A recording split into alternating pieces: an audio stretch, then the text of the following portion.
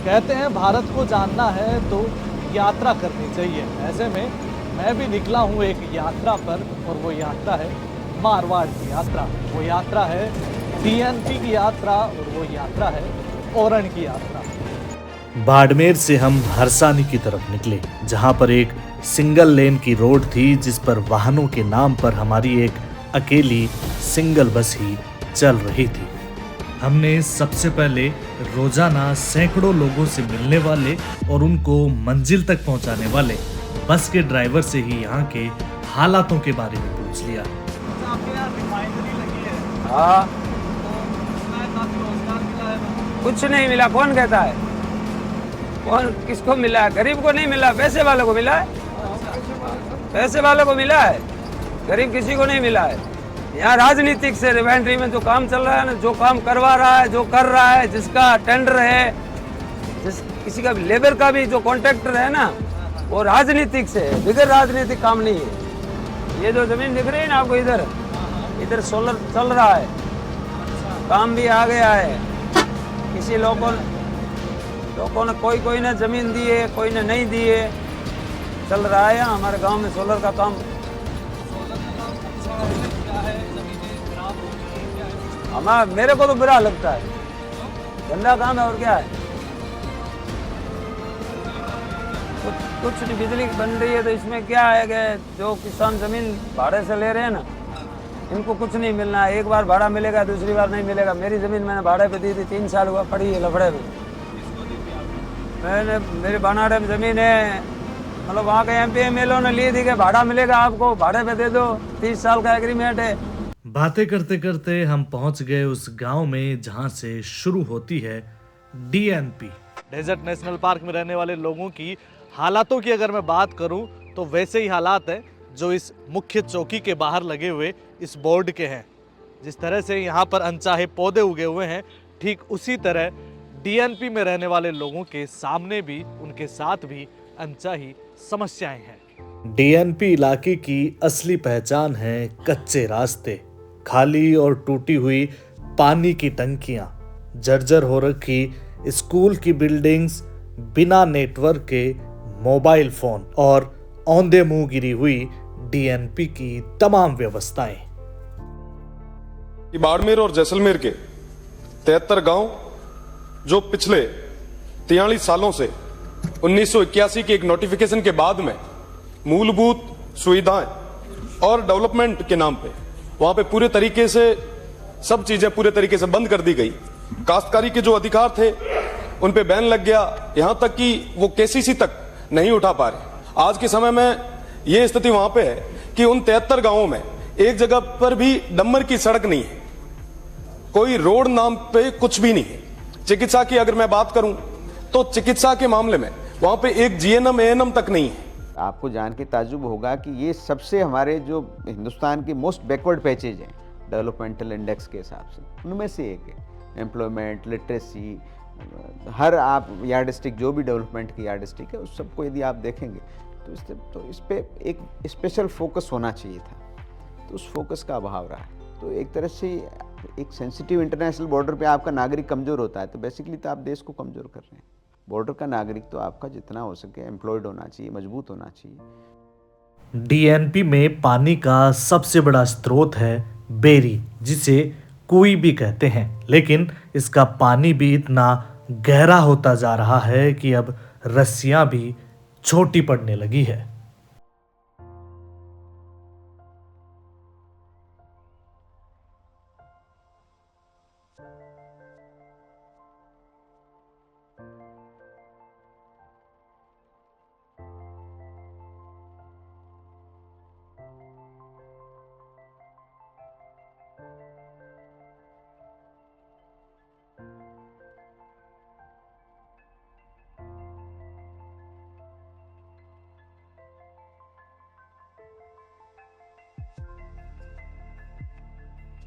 इस वक्त मैं डीएनपी के खबडाड़ा ग्राम पंचायत में हूँ और यहाँ की परिस्थितियों को, यहाँ के हालातों को बताने के लिए आप सबके बीच आया हूँ। एक व्यक्ति मेरे साथ हैं। क्या नाम है आपका? हाथी सिंह।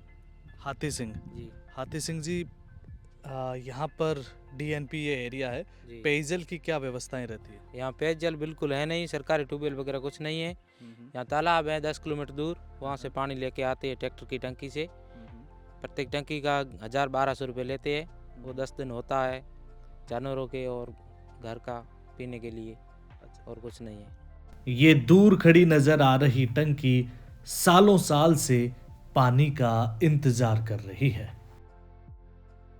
डेजर्ट नेशनल पार्क का बछिया गांव, जिसके धोरों पर मैं खड़ा हुआ हूं और मेरे पीछे आपको एक खूबसूरत सा, एक शांत सा और एक सुनसान सा गांव नजर आ रहा है, जिनमें कुछ कच्चे पक्के मकान हैं, जिनमें कुछ हरे भरे पेड़ भी नजर आ रहे हैं।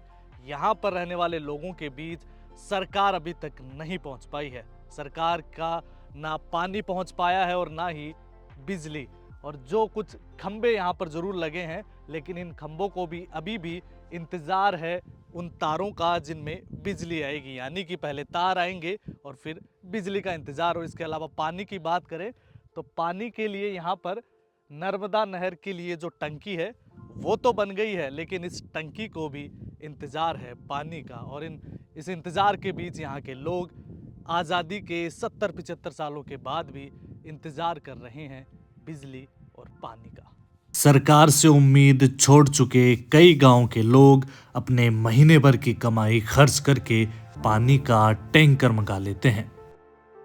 डीएनपी क्षेत्र में सरकार और सरकार के नुमाइंदे इन लोगों के साथ किस तरीके का षड्यंत्र और खेल करते हैं, उसका एक एग्जाम्पल मैं आपको बताता हूँ। यहाँ पर नर्मदा नहर का जो पानी है वो आने की व्यवस्था है, लेकिन हफ्ते में सिर्फ 2 बार आता है, और वो भी तब आता है और वो भी सिर्फ 2 घंटे के लिए आता है। और उसमें भी सरकार के जो नुमाइंदे हैं वो आते हैं, फ़ोटो खींच कर ले जाते हैं, और उसके बाद वो पानी जो है उसकी सप्लाई बंद कर दी जाती है, जिसकी वजह से इन लोगों को टैंकर के जरिए सप्लाई करनी पड़ती है। आप देख सकते हैं यहाँ पर ये लोग पूरी पानी की टंकी बनाई हुई है नर्मदा नहर की, लेकिन उसके बावजूद टैंकर से पानी की सप्लाई कर रहे हैं।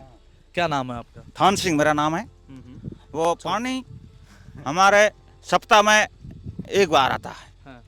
जो 2 घंटे से बाद ज़्यादा नहीं। वो फोटो लेके चले जाते हैं और फिर बंद कर देते हैं। अच्छा, मतलब सप्ताह में एक बार आता है 2 घंटे? 2 घंटे के लिए, ज़्यादा नहीं आता। उसमें कितना पानी आ पाता है? पानी देखो 2 घंटे में ज़्यादा से ज़्यादा ऐसे 1000-2000 लीटर, उससे ज़्यादा तो आता नहीं है। और हमारी जो बस्ती है गांव में पब्लिक लगभग 500 के ऊपर है। तो 500 लोगों के लिए 1000 लीटर पानी। 1000 लीटर पानी सप्ताह में, हाँ। सप्ताह में एक बार इतना आता, ज़्यादा नहीं आता। तो मतलब एक आदमी एक सप्ताह में सिर्फ 2 लीटर पानी तो पिए। क्या करे, नहीं मिलता तो क्या करेगा, जाए कहाँ? हाँ, हाँ। फिर हम निकालते गए कि कहाँ से लाते हैं और पैसे दे के लाते हैं और कहाँ से डलाए। ऐसा समस्या है, बहुत ज़्यादा समस्या है हमारे को। इससे ज़्यादा तो कोई समस्या ही नहीं। पानी की और कोई सुविधा ही नहीं है, लाइट की सुविधा नहीं है और टावर की सुविधा नहीं है, नेटवर्क पकड़ता नहीं है। जैसे मेडिकल वार्डों में कोई सुविधा नहीं है। यहाँ एक स्कूल है, आते हैं बस, ठीक, और कुछ सब सुविधा है ही नहीं। क्या करें?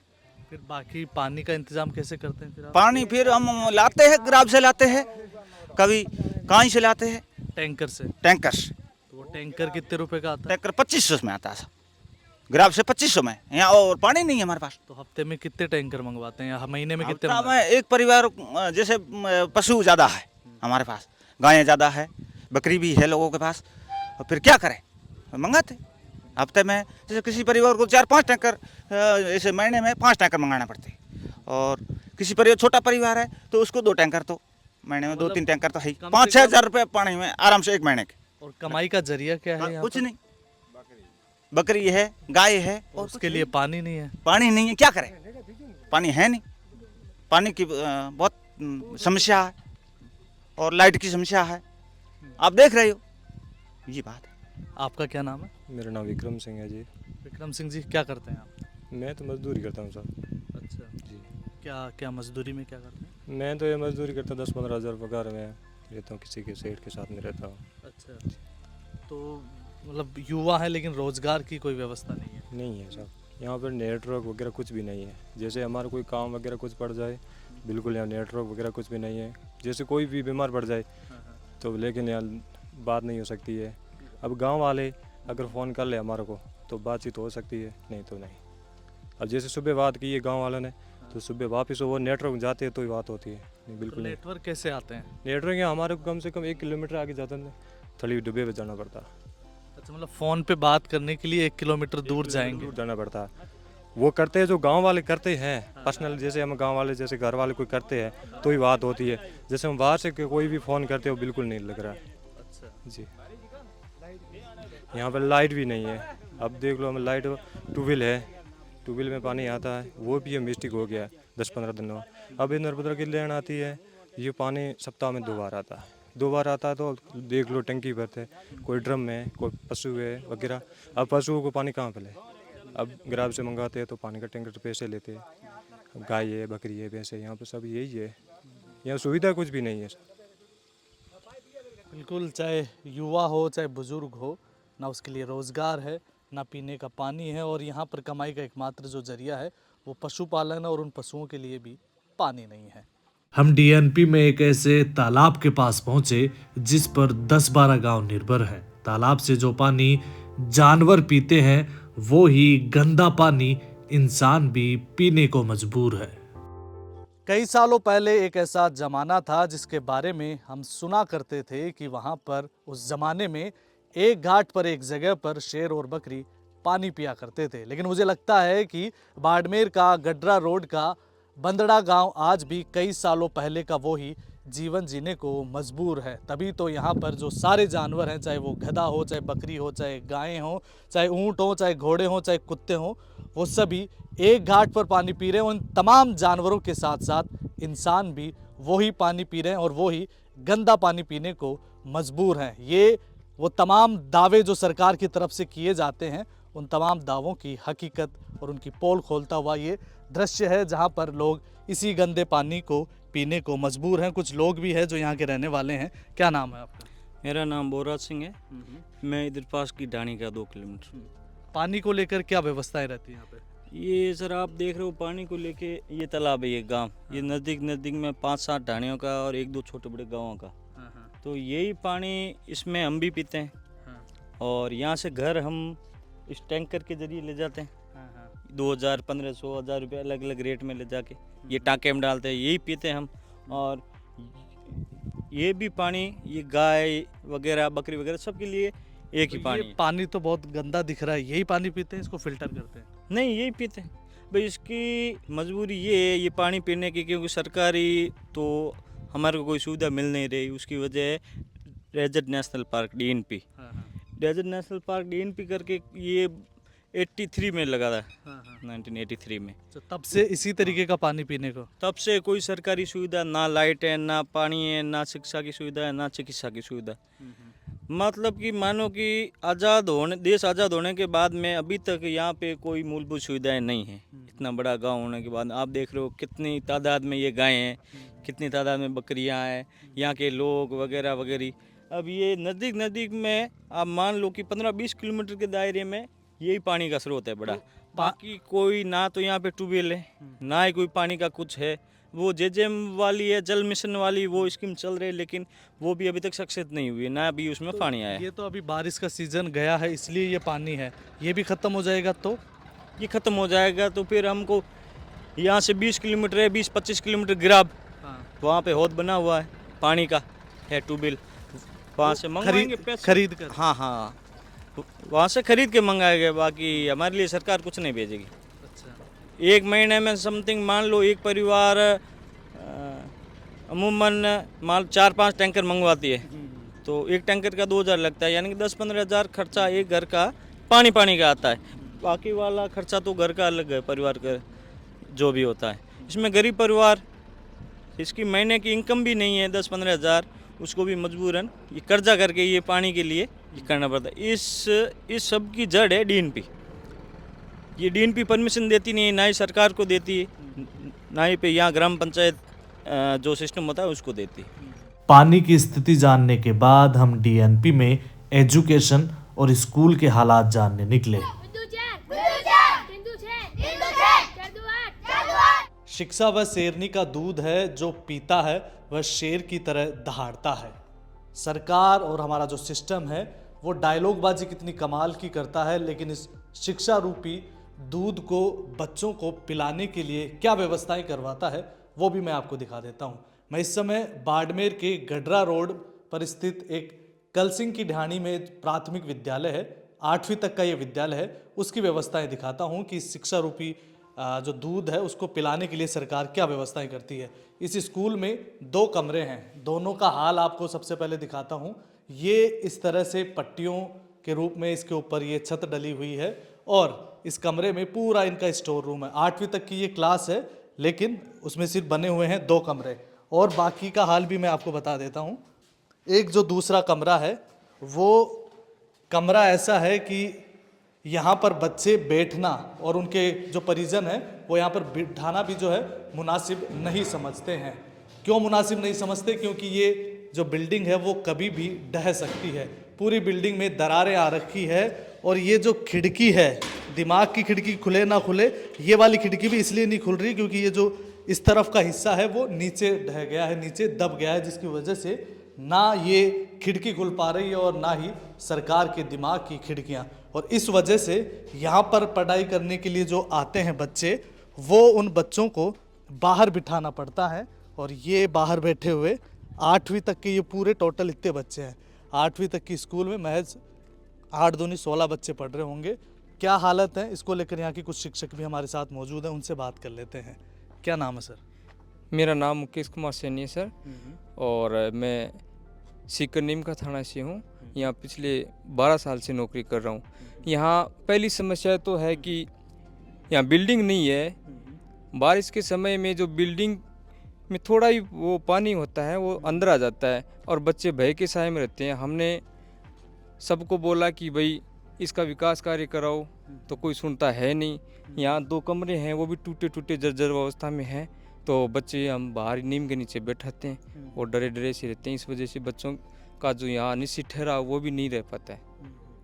तो आपने सरकार को लिख कर दिया कि हमें कमरों की ज़रूरत है ताकि बच्चे जो हैं सुरक्षित पढ़ाई कर सकें? हाँ सर, हमने इसके लिए जो प्रशासन गाँव के संग अभियान चलता है उसमें हमने एसडीएम साहब को भी दिया था, सीबीओ सर को भी दिया था, 2 साल पहले हमने दिया था। उसकी वो हार्ड कॉपी हमारे पास पड़ी है। श्रीमान जो वर्तमान विधायक साहब यहाँ के रविंद्र सिंह भाटी, उनको भी दिया हुआ है और वो बोल रहे हैं कि अभी आने वाले समय हम आपके लिए कुछ करेंगे, देखते हैं कितना हो पाता है सर। अच्छा, नेटवर्क की क्या स्थिति है यहाँ पर? नेटवर्क सर यहाँ बिल्कुल भी नहीं है। बात करने के लिए 2 किलोमीटर दूर दौरे पे जाना पड़ता है। कोई डाक वाक आ गई तो हम 2 किलोमीटर दूर जा कर के उसको सेंड करके आते हैं। और आज ये है कि जो बीएसएनएल का टावर बन रहा है ये कब तक शुरू होता है, हमें इसकी। अच्छा, आप है कहाँ के रहने वाले? मैं सीकर नीमका थाना से हूँ सर। कब से यहाँ पर है? मैं 2012 से हूँ। 12 से आप यहाँ पर हैं, लेकिन कैसा लगता है आपको? नीमका थाना में तो नेटवर्क होगा, लेकिन यहाँ पर फ़ोन कैसे बातचीत कर पाते हैं? बातचीत के लिए सर 2 किलोमीटर दूर जाना पड़ता है ना। वो ठीक है कि नेटवर्क नहीं है तो इसके साथ समझौता सा करके बैठे, क्योंकि नौकरी को छोड़ भी नहीं सकते। नौकरी करनी है तो जैसी परिस्थितियाँ उनके अनुसार हम ढले हुए हैं। ये व्यवस्था तो सरकार ही करेगी या कोई निजी कंपनियां करेगी, अपने बलबूते पर तो कर नहीं सकते। अपने को नौकरी करनी तो रहना भी है। सीकर नीमका थाना और बाड़मेर के इस गडरा रोड में क्या अंतर है? अंतर तो यही है कि सर ये जो बॉर्डर पट्टी है, थोड़ा विकास का अभाव है। यहाँ हर सुविधाएं टाइम पर पहुँच नहीं पाती हैं, जिससे लोग सुविधाओं से जुड़े नहीं। और यहाँ बहुत सारी सुविधाओं का अभाव है, तो ये कि इनको लोगों को सुविधा दी जाएगी तो यहाँ पर पढ़ाई का भी स्तर बढ़ेगा। पढ़ाई का स्तर थोड़ा कमज़ोर है। एक और शिक्षक हैं, क्या नाम है आपका? असलाराम सर। आप कहाँ के हो? फरसोंड, जैसलमेर। अच्छा, जैसलमेर के हैं। ये बच्चे बाहर ही पढ़ते हैं?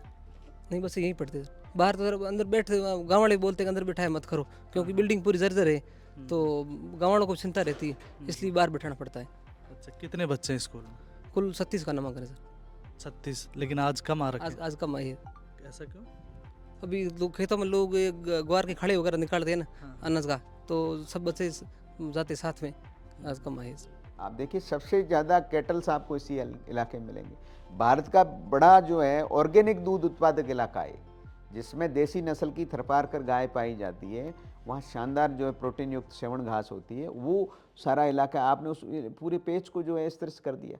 आप यदि यहाँ गवर्नमेंट थोड़ी सुविधा करेगी तो ये इलाका एक तरह से जो है दूध की क्रांति का इलाका बन सकता है।